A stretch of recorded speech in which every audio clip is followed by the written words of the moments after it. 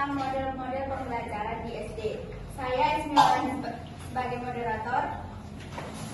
Saya Dinta sebagai penyaji pertama.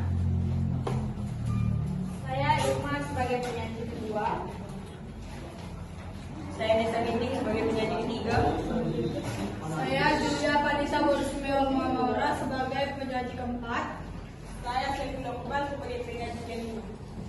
Keenam. Ya, pertama kami akan membahas pengertian model pembelajaran yang akan dibahas oleh penyaji pertama. Pengertian model pembelajaran.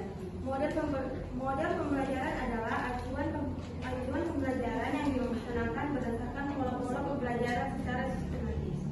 Model pembelajaran tersusun atas beberapa komponen yaitu fokus, sintaks, sistem sosial, dan sistem pendukung. Model pembelajaran memiliki sejumlah karakteristik sebagai berikut. Pertama, berdasarkan teori pendidikan dan teori belajar dari para ahli tertentu. Kedua, memiliki misi atau tujuan pendidikan tertentu. Yang ketiga, dapat dijadikan pedoman untuk perbaikan proses belajar mengajar di kelas. Keempat, memiliki bagian-bagian model yang dinamakan urutan langkah-langkah pembelajaran sintaks.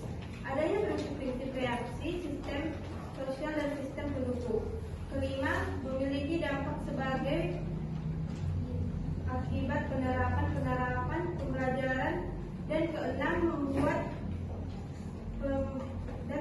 membuat persiapan mengajar atau desain instruksional. Dengan pedoman model pembelajaran yang dipilihnya, satu model pembelajaran juga merupakan cara yang digunakan guru dalam melaksanakan suatu pembelajaran agar konsep yang disajikan dapat dipahami oleh peserta didik. Guru harus memahami betul pelaksanaan model pembelajaran yang akan digunakan dalam proses pembelajaran. Karena dengan menguasai model pembelajaran, guru akan melaksanakan adanya kemudahan dalam pentransferan ilmu berupa sikap, pengetahuan, dan keterampilan, sehingga tujuan pembelajaran dapat tercapai dengan baik dan cepat. Yang kedua, begitu juga dengan siswa. Siswa juga akan lebih mudah memahami materi yang diberikan oleh pendidikan oleh guru. Yang kedua, kami akan membahas ciri-ciri model pembelajaran yang akan dibacakan oleh penyaji kedua. Ciri-ciri model pembelajaran. Model pembelajaran memiliki ciri-ciri sebagai berikut. Yang pertama, berbasis konkret dan pengalaman, yaitu siswa SD terutama di kelas awal belajar melalui objek-objek nyata dan kejadian-kejadian di lingkungan sekitar mereka.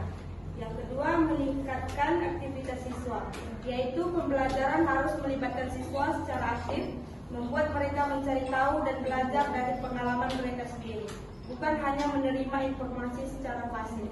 Yang ketiga, pembelajaran kolaboratif. Siswa bekerja sama dalam kelompok untuk menyelesaikan tugas, mengembangkan rasa tanggung jawab, dan saling membantu untuk memahami materi pembelajaran. Selanjutnya, berorientasi pada tujuan. Model pembelajaran memiliki tujuan yang jelas untuk dicapai, dan pelaksanaan model ini mendukung proses pembelajaran agar aktif. Selanjutnya, menyenangkan dan kondusif, yaitu lingkungan belajar yang mendukung dan menyenangkan sangat penting agar tujuan pembelajaran dapat tercapai dan merangsang kreativitas siswa. Selanjutnya, mendorong inisiatif siswa, yaitu guru memfasilitasi siswa untuk mencari tahu, membuat mereka bertanggung jawab atas pelajaran mereka, serta memberikan kesempatan untuk mengembangkan kemampuan berpikir dan motivasi berkelanjutan. Yang terakhir, fokus pada kebutuhan siswa, yaitu model pembelajaran mempertimbangkan perbedaan dan keberagaman peserta didik, serta memperhatikan minat dan kondisi psikologis siswa. Yang terakhir, kami akan membahas macam-macam model pembelajaran yang akan dibacakan oleh penyaji ketiga, 4, dan 5. C. Macam-macam model pembelajaran. Yang pertama ada Problem Based Learning ataupun PBL. Levin mengutarakan bahwa PBL merupakan model pembelajaran